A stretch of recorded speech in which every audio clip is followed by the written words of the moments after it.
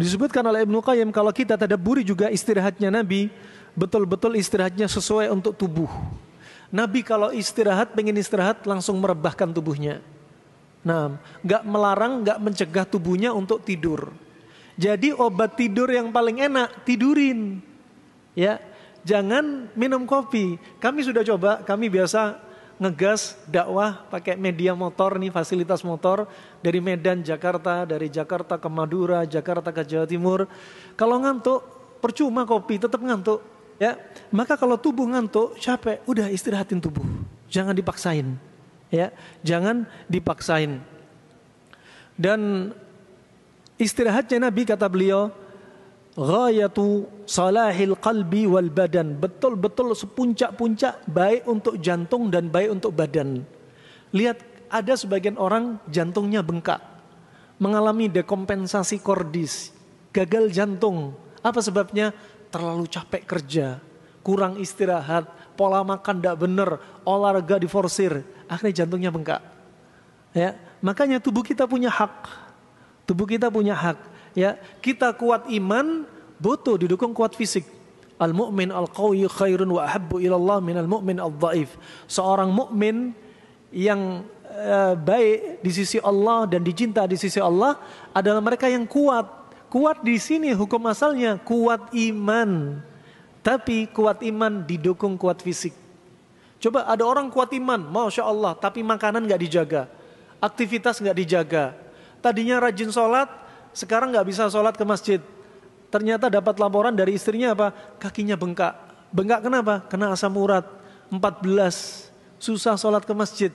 Coba. Nabi SAW sholat malam kakinya sampai bengkak-bengkak. Karena apa? Karena bacaannya yang dibaca panjang-panjang. Al-Baqarah, Ali Imran dibaca sama Nabi. Nah, dan makanannya juga dijaga sama Nabi. Kaum muslimin zaman sekarang sholatnya pendek-pendek, sholat malam sudah bengkak duluan. Nah, ternyata makanannya nggak dijaga. Nah, ini rahmatullah jamaah, istirahat juga dijaga. Nah, makanya kalau kita istirahat, lihat istirahatnya Nabi untuk jantung, untuk badan itu paling sempurna. Ghayatus salah. Sebaik-baik apa? Manfaat untuk hati dan untuk jantung dan untuk badan. Dan juga untuk apa? Dunia wal akhirah. Dunia dapat, akhirat dapat. Dengan alat tidur Nabi, ya, tubuh sehat. Dengan alat tidur Nabi dapat pahala. Coba ajib. Nah, kurang apa agama Islam ini? Nah, kemudian alhamdulillah, Nabi SAW bukan kebiasaannya tidur melewati batas, dan Nabi tidak melarang mencegah dirinya ketika Nabi sudah mengantuk. Nah, kalau sudah kerasa ngantuk, Nabi langsung memposisikan dirinya. Dan kebiasaan Nabi SAW tidurnya miring ke kanan. Ini tidur miring kanan saja sudah berapa banyak faedah akan kita kupas. Nabi tidurnya miring kanan. Nah, apa hikmahnya? Satu, tidur miring ke kanan, hikmahnya adalah dia dalam keadaan apa? Dapat khifatin nom, tidur yang ringan. Kenapa tidurnya ringan? Karena tidur miring ke kanan, jantung kita di sebelah kiri nggak tertekan. Jadi ketika bangun malam, gampang. Kalau orang tidur miring ke kiri, jantung ketekan paru-paru dan organ menekan jantung, ya, organ yang sebelah kanannya menekan sebelah kiri, akhirnya apa? Tidurnya jadi deep sleep. Ya. Ada suara orang teriak-teriak nggak dengar, ya. Ada bom meledak mungkin nggak dengar juga mungkin dia. Nah, ada kebakaran nggak sadar juga kali. Nah, makanya apa? Tidur miring kanan nih hikmah. Itu satu. Kedua, ketika tidur miring ke kanan, ya, ini pembahasan terakhir kita. Nah, pembahasan masih panjang ini, Masya Allah. Tidur miring ke kanan diantaranya Anda dapati apa? Tulang punggung kita betul-betul lurus. Kalau menurut kedokteran modern, tidur yang terbaik adalah terlentang dan bantal di bawah leher. Untuk tidur ala Nabi bukan demikian, justru miring ke kanan. Kalau Anda tidur terlentang, apalagi pakai spring bed, ya, yang kira-kira yang paling ke bawah organ apa kira-kira? Bagian ekor, bagian bokong, permisi. Ya, ke bawah. Jadinya nggak lurus tulang punggung. Ajib, coba. Ini Nabi yang ngajarin. Zamannya Fir'aun nggak ada spring bed, kita sudah punya spring bed, Masya Allah. Fir'aun nggak merasakan spring bed. Nah, Wah, kemudian tidurnya miring ke kanan ini tadi tulang punggung jadi lurus. Nafas juga lebih enak. Nah, kemudian yang faedah yang ketiga, ketika tidur miring ke kanan, apa yang didapati? Yang didapati adalah lambung kita searah tidur miring ke kanan. Lambung kita seperti huruf J.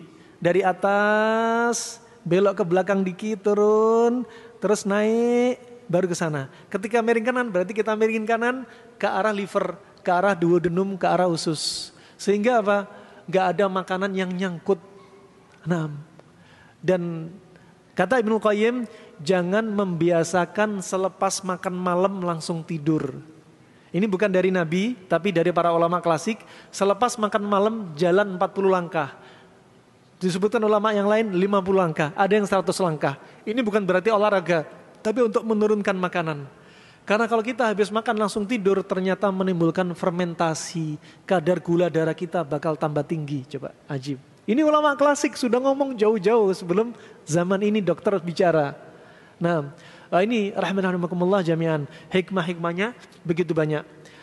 Maka tidur yang paling baik adalah miring ke kanan. Dan kemudian tidur yang buruk terlentang. Kemudian yang buruk berikutnya miring kiri. Kemudian yang buruk berikutnya permisi, dinamakan tidur memperkosa bumi. Tidur telungkup. Ya. Ini bahkan makruh. Kata Nabi SAW, Nabi waktu itu ya mendapati seorang sahabat tidurnya telungkup, kemudian kakinya ditendang sama Nabi.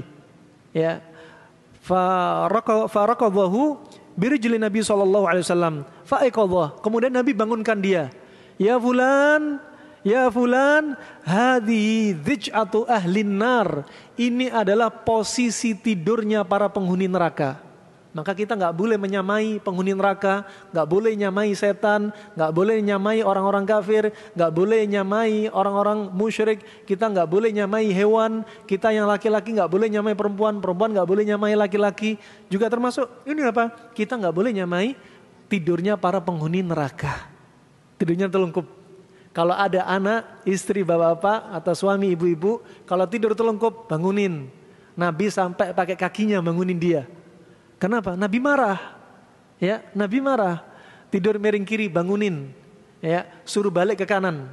Kecuali sebagaimana diteliti oleh para ahli obsgin, ya, ahli yaitu spesialis kehamilan, mereka mengatakan khusus ibu-ibu yang usia 6 bulan nggak boleh tidur miring kanan, harus miring kiri. Kenapa? Akan menimbulkan penyempitan peredaran darah sehingga menghambat darah ke janin. Jika menurut dokter ini teruji coba nggak apa-apa, perkara darurat. Kalau ibu hamil harus miring kiri. Tapi kalau menurut kita, ya kalau Nabi mengajarkan miring kanan, pasti ada sesuatu. Mungkin ada yang perlu diteliti dari penelitian dokter, mungkin bisa dicocokkan. Bisakah miring ke kanan? Ini PR bagi mereka yang ahli obsgin. Ya, ini rahman wa rahmakumullah jami'an.